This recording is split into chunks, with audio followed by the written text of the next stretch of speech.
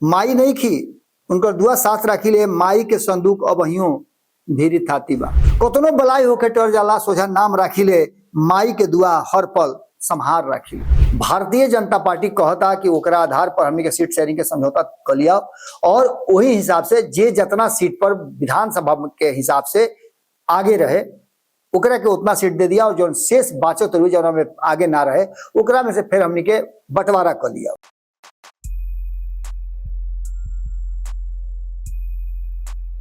गोड़ लगता नहीं हेरा से अभिनंदन बा। खूटा ठोक पे खाली फिर से रुआ के स्वागत करता नहीं। काल रुआ के सामने ना आई नहीं ओकरा खातिर माफी चाहता नहीं, लेकिन आज फिर डबल डोज लेके आयल बनी। काल और आज के जौन कमी बा आज पूरा कर देबो। ओकरा पहले 4 गो लाइन बा, चूंकि आज मातृ दिवस हो और हर माता के तरफ से, हर मतारी के तरफ से और हर मतारी खातिर हम सादर प्रणाम भेजतनी।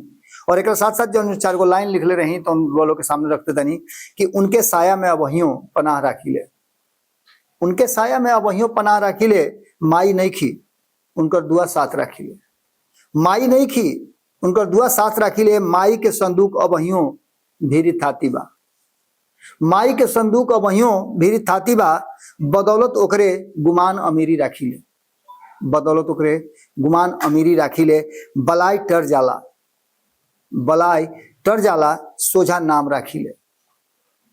कतनो बलाई होके टर जाला, सोझा नाम राखी ले, माई के दुआ हर पल संहार राखी ले। हर माता के खाली फिर से बहुत बहुत प्रणाम करतनी। और एक साथ साथ आज रुआ के साथ विश्लेषण शुरू करतनी खूटा ठोक पर कि आखिरकार जन चुनावी रंग रोगन पूरा एकदम देखता नहीं कि हर कोई अपन अपन बाल्टी में रंग लेकर के चढ़ावे की कोशिश करते हुए पर पोचारा के शुरुआत हो गई बा। केहू ठीका पर देते हुए और केहू सीधे अपन ही देखल की सीढ़ी लगा के आप पोचारा करे के शुरू कर दिले बा। जो बिहार में सीट शेयरिंग के समझौता बा ओकरा में दोनों गठबंधन में बरियार पेच अजुआइल बा और ये पेच इस तरीका से बा कि एकरा में पूरा पूरा जो सीट शेयरिंग के गेम बा फंस गई बा। एक गेम के सुलझावे खातिर बहुत प्रयास हो रहा बड़ुआ और प्रयास में कहीं ना कहीं जब जानता नहीं कि जब धागा कोनो उलझ जाला तो ओकरा के सझुरावे जाए तो वो बीचे से टूट जाला, यानी कि कहल जाला कि गांठ पड़ जाला, अगर फिर से जोड़े के बाद गांठ पड़ जाई। उहे स्थिति बढ़ुए 2025 के चुनाव से पहले जौना तरीका से हमनी के लगातार लोगों के सामने बिहार के राजनीति में जो बयान आ रहा बड़े, जौना तरीका से राजनीतिक दल के नेता अपन रणनीति बनावते रहे उ लोग तक पहुंचाते नहीं जा। लेकिन आज सुन लो खब के 2 दिन पहले से लगातार ये बात के मंथन हो रहा बा। नीतीश कुमार तो पहले से ही जदयू के बैठक के लिए, जदयू के बैठक के बाद भाजपा के बैठक के लिए, ओकरा बाद फिर भारतीय जनता पार्टी के शीर्ष नेतृत्व के लोग आयल, वो लोग के साथ मंत्रणा भइल। ओकरा बाद नीतीश कुमार एनडीए के घटक दल के बुलौले और बुलौला के बाद ही कहल गई कि सीट शेयरिंग के समझौता खातिर बुलावल भी रहे। सब कहू आपन आपन जो डिमांड बा उ रखले रहे, लेकिन डिमांड में ही सबसे बड़ा गेम फंस गई बा, सबसे बड़ा गेम अझुराइल बा। ओकरा के सझुरावे खातिर जितना प्रयास करता नहीं, जैसे रेत में ना रुआ देखिले कि जितना बालू का ऐसे मुट्ठी में भीचल चाप में उतने ज्यादा रुआ हाथ से सरक जाला। वह हाल हो गई बुढ़ुए कि इस सीट शेयरिंग के समझौता जौन बा इतना बड़ा दलदल हो गई बा कि जितना एकरा में रुआ जोर लगाई बाहर निकले के उतने धसत चल जाए। इस सीट शेयरिंग के समझौता में रुआ लोग के 3 गो फार्मूला बतौले रही, बहुत पहले भी बतौले रही और एक फिर ओकर जरूरत महसूस हो गई बा। 3 गो फार्मूला में एक फार्मूला बा जो 2024 के चुनाव के आधार पर भारतीय जनता पार्टी कहता कि ओकरा आधार पर हमनी के सीट शेयरिंग के समझौता कर लिया और वही हिसाब से जे जितना सीट पर विधानसभा के हिसाब से आगे रहे ओकरा के उतना सीट दे दिया और जो शेष बाचत हुई जो में आगे ना रहे ओकरा में से फिर हमनी के बंटवारा कर लिया। एकरा के लोग के बहुत फरका फरका कह के हिगरा हिगरा के हम लोग समझा दिल नहीं, लेकिन एकरा में सबसे बड़ बात बा कि एकरो में नीतीश कुमार करीब 90 से 98 सीट के आसपास आ जाता रहे, चाहे ओकरा के जितना करो, लेकिन 100 सीट से कम रहता। अब नीतीश कुमार ये बात के माने के तैयार नहीं कौन, तो एकरा मतलब हुआ कि इस समझौता जो बा टाइम फिस हो गई, एकरा पर कोनो बात ना हुई। अब आगे के समझौता आगे के रणनीति समझी। भारतीय जनता पार्टी के कहना बा कि हम भाई तारा के दे देता नहीं 100 गो सीट और बाकी के लोग के साथ हम समझ लेता नहीं। इहो नीतीश कुमार के मंजूर नहीं थे कि नीतीश कुमार अब एकरा में क्या करी है। नीतीश कुमार अगर 100 सीट उनका मिल जाते हुआ और उनका रिकॉर्ड बढ़िया नहीं है जैसे कि 2020 में भइल, तो वैसा स्थिति में नीतीश कुमार का करे, उनका तो मुख्यमंत्री बने के बाद तो नीतीश कुमार के इस शर्त भी मंजूर नहीं है। नीतीश कुमार के जो शर्त मंजूर बा वो भारतीय जनता पार्टी के मंजूर नहीं है, और वो शर्त में बड़ियार पेंच अजुरा जाते हुए एक तरफ रुआ देख होगा कि जब एनडीए गठबंधन के बात रुआ करब, हालांकि महागठबंधन के बारे में भी रुआ सीट शेयरिंग के समझौता के बारे में बतौल रही कि वो जो कम पेंच नहीं थे, लेकिन ओहिजा चूंकि बहुत ज्यादा एने ओने करे के गुंजाइश नहीं थे, वाम दल तेजस्वी यादव के साथे खड़ा बा। एकरा अलावे रुआ देखले होगा कि मुकेश सहनी एकदम वो तो एक दांत के रोटी हो गई बाचल कांग्रेस, तो कांग्रेस अकेले चना भाड़ ना फोड़े, वो दुआ जानता नहीं अच्छी तरह से। कांग्रेस के भी देर सवेर आकर के पलटी मारे के पड़ी अगर समीकरण ई सेट हो जाता है एनडीए वाला, तो कारण कि जब तक एनडीए से कोई छटक के उन्हें ना जाई तब तक ले वो खेल भंडोल ना हुई और कांग्रेस के वजन जो बा वो मजबूत ना पड़ी। हालांकि कांग्रेस के मजबूत करे खातिर आईपी गुप्ता के तैयारी करा रहा बा, कहल जा रहा बा कि विद्यापति चंद्रवंशी बारे अति पिछड़ा समाज के लोग के धीरे धीरे करके कांग्रेस अपना तरफ ले आवे के कोशिश कर रहा बा। इहो सूत्र से पता चलल है कि सीट शेयरिंग के समझौता में दबाव पड़े, 70 सीट से कम में माने के तैयार नहीं किया। एने रुआ देखले होगा कि पप्पू यादव कांग्रेस के एकदम सब्जी की लठैत के रूप में काम कर रहा बा। लठैत हमेशा कहते हैं राजनीतिक लठैत में होला का कि रुआ सीट खातिर जब बात करे लगी हूँ जरा पक्ष से, तो रुआ के कहल जाला कि धरहर हवे, वह लठैत हवे। तो राजनीति में सीट के लठैती होला और वो लठैती करे खातिर 100 सीट कम से कम कांग्रेस के देवे के बात कहता रहे। तो ये पेज तो सजुराए वाला बात बा ना। आ 243 गो सीट बा, कहे से कहले बानी कि कोनो रबर है कि घींच दे तो बढ़ जाई। एकरा खातिर अब जो स्थिति सामने आ रहा बा ओकरा में केहू समझौता करे के तैयार नहीं है। नीतीश वाला फार्मूला रुआ जानते बानी 122 121 के फार्मूला बा जो 2020 में रहे। नीतीश कुमार के कहना बा कि भाई 122 121 के फार्मूला तय कर लो, हम 122 गो ले लेता नहीं, हम ये दोनों जना के निपट लेता नहीं। लोग के बार बार हमें से याद दिला रहा बानी कि नीतीश कुमार के फार्मूला पर अगर सेटिंग होता तो और बड़का बवंडर कहीं ना कहीं एनडीए गठबंधन में हुई, कारण कि चिराग पासवान कम सीट पर माने के तैयार अब नहीं खन। चिराग पासवान जना स्थिति में बा उनका ये बुझा रहा बा कि 2030 में जन बिहार के जनता से वादा कैले बाड़े कि हम बिहार आई और बिहार खातिर ही हम राजनीति करता नहीं, बिहार के विकास खातिर, बिहार के विशेष खातिर, बिहार के फर्स्ट बनावे खातिर, बिहारी के फर्स्ट बनावे खातिर हम जो रणनीति लेके आए, जो योजना लेके आए ओकरा के लागू करे, इंप्लीमेंट करब, और तब संभव है जब हम मजबूत रह हमार सरकार हुई। तो इहो बातों कह दिले बाड़े कि हम अपन सरकार बनावे की कोशिश करब। दूसर का तरफ दूर दूर तक रुआ उठा के देख ली तो नीतीश कुमार के विकल्प बने के बहुत लोग कोशिश कई, केहू बन ना पाए। नीतीश कुमार के विकल्प अगर केहू मजबूती से बने के कोशिश में बा तो ओकरा वो राह में सबसे ज्यादा मजबूत चिराग पासवान बा। ये बात के लेकर के भी चिराग पासवान को अधिक सीट चाहिए, और जब 122 121 के फॉर्मूला तय हो जाता है तो भारतीय जनता पार्टी के खेमा में अगर चिराग पासवान बाड़न तो उनका उतना सीट मिलत नहीं है। ये चलते कहीं ना कहीं पूरा के पूरा मामला जो बा अजुरा गई बा। एकरा में एक तरफ उपेंद्र कुशवाहा अगर नीतीश वाला फॉर्मूला लागू हो जाता और नीतीश कुमार के खेमा में उपेंद्र कुशवाहा रहता रहे तो उनका तो चांदी बढ़ुए। कहीं ना कहीं जीतन राम मांझी के भी स्थिति ठीक ठाक हुई। जीतन राम मांझी भले 20 गो मांगत हो 25 गो मांगत हो, लेकिन इतना तो जरूर सीट मिलत में खाई जाता जना से वो संतुष्ट हो जा। एकरा अलावे जो पूरा के पूरा कहानी बा ओकरा में एक बात अब लाग रहा बा कि जना में उपेंद्र कुशवाहा और जीतन राम मांझी के दोनों आदमी के कहीं ना कहीं नीतीश कुमार एडजस्ट कर, तो कैसे एडजस्ट करिए तो ओकरो एगो कहानी बा कि दोनों आदमी अब 20-20 सीट से कम के बात नहीं कर। जब काले हमरा से बातचीत भइल जौन उपेंद्र कुशवाहा के पार्टी के मुख्य प्रवक्ता बाड़े उस साफ तरीका से एक बात कहले कि भाई 2015 वाला समझौता से हम दाएं बाएं हो ना सकिले, हमरा 2015 वाला समझौता चाहिए और ओकरा में उनका 23 गो सीट मिल रहा है, यानी कि 20 सीट से ऊपर के वो दावा वो ठोकले बा और ना ठोकी है तो उनका पार्टी में अब रही के, कारण कि उनका पार्टी धीरे धीरे जो बा कई लोग पार्टी छोड़ के गई भी। ये बात के लेकर के भी उपेंद्र कुशवाहा के चिंता जायज बा। नीतीश कुमार से धावा धाई पर दिल्ली से अलिया जाके भेंट कैले, तो दूसरा तरफ भारतीय जनता पार्टी अब वही फार्मूला पर काम कर रहा है कि नीतीश कुमार वाला भी फार्मूला लागू होकर तो नीतीश कुमार पर दबाव ही रहे कि 20 सीटों ने 15 सीटें ने, यानी 35 सीट कम से कम नीतीश के खेमा से जाओ, जौना से कि नीतीश कुमार भी 90-92 के आसपास आके टिक जास। और अगर 30 सीट देवे के होके, 31 सीट देवे के होके, 35 सीट देवे के होके चिराग पासवान के, तो भारतीय जनता पार्टी की भी स्थिति उहे हो जाओ। नीतीश कुमार अपना पार्टी के तरफ से और अपने पार्टी के जो शीर्ष नेतृत्व के लोग बा उनका से जब ये कह देता रहे कि हमरा सबसे बड़ पार्टी अब के बने के बा, तो इहो एगो बात बा कि जना में अधिक सीट पर चुनाव लड़ी है तबे न बड़ पार्टी बनी है।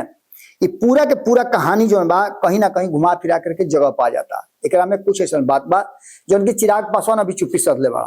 तो मालूम हुई कि एनडीए गठबंधन के बैठक भइल रहा, ओकरा में चिराग पासवान के प्रतिनिधि गए रहन। हालांकि मुकेश सहनी जना तरीका से बार बार कहता रहे कि तहन लोग अपन सीट मांगो लो भाई, हम आवत वोत नहीं की। ये बात के लेकर के भी कहीं ना कहीं असर जरूर पड़ी और एकरा के लेकर के एनडीए में दबाव बनावे के राजनीति हुई।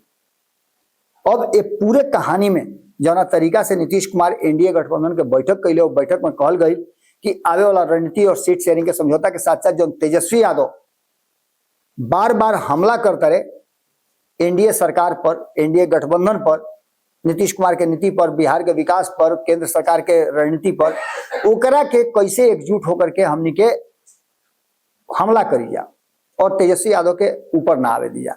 जैसे माई बहन योजना उनकर बा, एकरा अलावे उनकर जो बिजली फ्री वाला योजना बा, ये सारा योजना के लेकर के कहीं ना कहीं जौना तरीका से नीतीश कुमार और नीतीश कुमार के साथ पूरा एनडीए गठबंधन तैयारी करी नीतीश कुमार के निर्देशानुसार, जो उनकी पहले से भी चल रहा बड़ो देखले हो कि एकजुटता होके खातिर बहुत सारा बात कही जा रहा बा। जना प्रदेश अध्यक्ष स्तर के भी बैठक हो रहा बड़ो, मीडिया से एक साथ लोग जुड़ के आवत हुए, ये सब बात समझ में आवता। लेकिन सबसे मजबूत बात बा कि सीट शेयरिंग के समझौता के जैसे बात होते हुए तो पूरा गेम में अझुरा जाता। ये बुझाते नहीं कि पांचों आदमी के कैसा यह कारण बढ़ुए कि अब तक रुआ देखले हो कि महत्वाकांक्षी लोग जो बा वो एक साथ कभी ना आए। एक पीछे के कारण ये बा, अगर एक साथ ही लोग आ जाए तो मामला अझुराइल के अझुराइले रह जाए। अब जो स्थिति सामने आवत हुए ओकरा में साफ साफ नजर आ रहा बा कि कहीं ना कहीं उपेंद्र कुशवाहा और नीतीश कुमार के मुलाकात ये बात के तरफ इशारा कर रहा बा कि उपेंद्र कुशवाहा और नीतीश कुमार के बीच में भीतरिया कुछ बात हो गई बा। उपेंद्र कुशवाहा अब तक चुप रहे हैं और धीरे से वो मुखर होकर के बिहार में कार्यक्रम करे के और मंथन शिविर के बाद से जब निकल ले तो बहुत सारा बात के लिए जातीय जनगणना नीतीश कुमार के सबसे ज्यादा महत्वपूर्ण अंगवा जो में नीतीश कुमार ओकर स्टार बना। अगर मेडल मिले होके तो नीतीश कुमार के मिली। तो ऐसा स्थिति में जातीय जनगणना और पहलगाम जो अटैक रहा ओकरा पर जब जवाबी कार्रवाई हो रहा बा, अभी और बहुत कुछ होना बाकी बा, वो सब के लेकर के एक पैकेज के रूप में देखल जा रहा बा कि एकरा में कौन ज्यादा फायदेमंद हुई। और एकरा में भारतीय जनता पार्टी देख रहा बुढ़े कि नीतीश के साथ रह के फायदा बा कि नीतीश से अलग होकर फायदा बुढ़े। ये पूरा के पूरा मामला सीट शेयरिंग पर निर्भर करते हुए अगर नीतीश वाला फार्मूला लागू हुई तो ओकरा में चिराग पासवान संतुष्ट नहीं होत। अगर संतुष्ट करे के कोशिश करी भारतीय जनता पार्टी तो ओकरा सीट कम करे के पड़ी। तो ऐसा स्थिति में कहीं ना कहीं नीतीश कुमार के मुख्यमंत्री के चेहरा माने खातिर भारतीय जनता पार्टी के मजबूर होकर पड़ी। जो उनकी भारतीय जनता पार्टी बार बार कह भी रहा, सम्राट चौधरी कई हाल ये बात के रिपीट कर दिले सीधा तौर पे। जो भारतीय जनता पार्टी बड़ी तेजी से आगे बढ़त रहे बिहार में आपन सरकार बनावे खातिर, वो भारतीय जनता पार्टी के कहीं ना कहीं अचानक से ब्रेक लाग गई बा। अब एक सबसे निपटे खातिर जौन एनडीए गठबंधन में सीट शेयरिंग के समझौता बढ़ुए ओकरा पर मंथन शुरू हो गई बा। ये मंथन में ना तो चिराग पासवान रहन और ना ही उपेंद्र कुशवाहा रहन। जीतन राम मांझी के तरफ से संतोष सुमन जो उनकी राष्ट्रीय अध्यक्ष बनल अपना पार्टी के वो मौजूद रहन। नीतीश कुमार के पार्टी से नीतीश कुमार मौजूद रहले रहन और सम्राट चौधरी ऑलरेडी मौजूद रहन, जो शीर्ष नेतृत्व के लोग बा वो मौजूद रहे। अब ये पूरे कहानी में और ये पूरा विश्लेषण सुन के रुआ लागल हुई कि सीट शेयरिंग के समझौता एक बड़ा मुश्किल टास्क हो गई बा, सबसे महत्वपूर्ण हो गई बा, जौन कहीं ना कहीं ये बात के तरफ इशारा कर रहा बा कि नीतीश वाला फार्मूला पर संभव तो बा कि गठबंधन के बचावल जाए, लेकिन ओकरा खातिर सबसे ज्यादा अगर त्याग के करे पड़ी तो भारतीय जनता पार्टी करे पड़ी। अब एक में ऐसे समझ सकता नहीं रुआ कि जैसे नीतीश कुमार 122 को सीट ले और वो जीतन राम मांझी के जैसे पिछला हाल 2020 के चुनाव में समझा ले 10 को सीट 7 को सीट लेवे खातिर, तो अब क्या उनका के बढ़ा के 10 को सीट दे देस या 11 को सीट दे देस। इन्हें उपेंद्र कुशवाहा से उनकर बातचीत भैया, गुप्त मीटिंग भैल, दोनों जना बाहर निकलते बड़ा खुश रह। तो उपेंद्र कुशवाहा के भी हो सकेला कि 10 को सीट दे देस, 9 को सीट दे देस और वो मान जास कि भाई समीकरण बा 9 गो के मतलब 9 गो जीत की तरफ अग्रसर हुई। तो ये स्थिति साफ हो सकेला कि नीतीश कुमार 100 सीट पर चुनाव लड़ सकेले और उनकर 100, 101, 102 सीट पर लड़, बाकी 10-10 सीट देकर के वो संतुष्ट हो जा सके। लेकिन दूसरा तरफ बड़ा समस्या बा कि 21 गो सीट अगर 100 सीट पर लड़ल चाहे भारतीय जनता पार्टी तो कर लगे 21 को सीट बाजता और 21 सीट पर माने के कोनो तरीका से दूर दूर तक नजर नहीं किया कि चिराग पासवान मान जा। अब एक खातिर परिस्थिति पैदा करे के पड़ी और कहीं ना कहीं उनमें से 10 सीट और काट करके 90 पर अपना के मनावे के पड़ी भारतीय जनता पार्टी के। और ऐसा स्थिति में भारतीय जनता पार्टी जो मुख्यमंत्री के दावेदारी करता था वो कहीं ना कहीं ऊपर कमजोर पड़ी।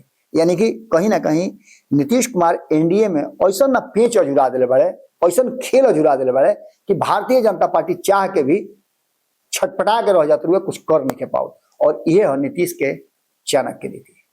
नीतीश के नीति समझल बड़ा मुश्किल हुए, लेकिन ओकर पेच इतना जबरदस्त होला जो शुरू में रुआ कहनी है कि ओकरा के जितना सझुरावे कोशिश करब उतने अझुरात चल जाए। कबो कबो धागा रुआ ले लटाई उटाई तिलंगी उलंगी उड़ौले बनी गुड्डी तो तिलंगी उड़ाई न तो कभी कभी देखब कि जिससे गुड्डी कट जाला रुआ अपन जो धागा बा ओकरा के घींचे में देरी हो जाला या कटल गुड्डी रुआ भेटा गई ओकरा में धागा जो अझुरा जाला तो ओकरा के जितना सझुराई न उतने अझुरात चल जाए और ज्यादा ओकरा के घींचे के कोशिश करब तो टूट जाए। स्थिति वह नजर आ रहा बा कि भारतीय जनता पार्टी अगर बैकफुट पर आई तो भी सझुरा सकेला, अगर थोड़ा सा भी टाइट हुई तो ये गठबंधन बिखर सकेला। लेकिन एकरा में एक फायदा तो जरूर बा कि जैसे ही गठबंधन टूटी सीट भेटा जाई और सीट भेटाई तो कई लोग के फायदा और कई लोग के घाटा भी हो जाए। देखे वाला बात है कि का कुछ निकल के सामने आवत रहे। लेकिन 6 महीना बाद इस 6 महीना में जो उधेड़ बुन चल रहा बा, जो बयान बा, जो भितरिया बात बा, सब रुआ लोग के हमनी के विश्लेषण के माध्यम से बता रहा बन जाए। एक खाली फिर रुआ से नहीं हो रहा बा, एक खुटा ठोक पर हुआ सही अपन साया कृपा बनौले रही। एक के हित नाता गोतिया पट्टादार सभी सलेहर से साझा करी। भोजपुरी सबसे मीठ सबसे मृदु भाषा हो और ये भाषा प्रशासनिक भाषा भी कहल जाला। 25 करोड़ लोग के भाषा है, दुनिया के कई गो देश में बोलल जाला। एक खाली फिर वो लोग से निहोरा करब कि भोजपुरी के मान सम्मान दी और खुटा ठोक पर अधिक से अधिक रुआ आई देखी समझी और अगर हमरा से कोनो गलती हो रहा बा कोनो कमी बा तो ओकरा के भी रुआ सुझाव के माध्यम से बताई। रुआ लगे कुछ इनपुट बात वो बताई। अगर रुआ भोजपुरी में हमारा संगे विश्लेषण में शामिल भइल चाहतनी तो ओकरो खातिर रुआ कमेंट बॉक्स में लिख सकीले। भोजपुरी के जौना क्षेत्र में रुआ बानी वो क्षेत्र से रुआ से हम साझा करब अपन और रुआ अपन विचार साझा करब।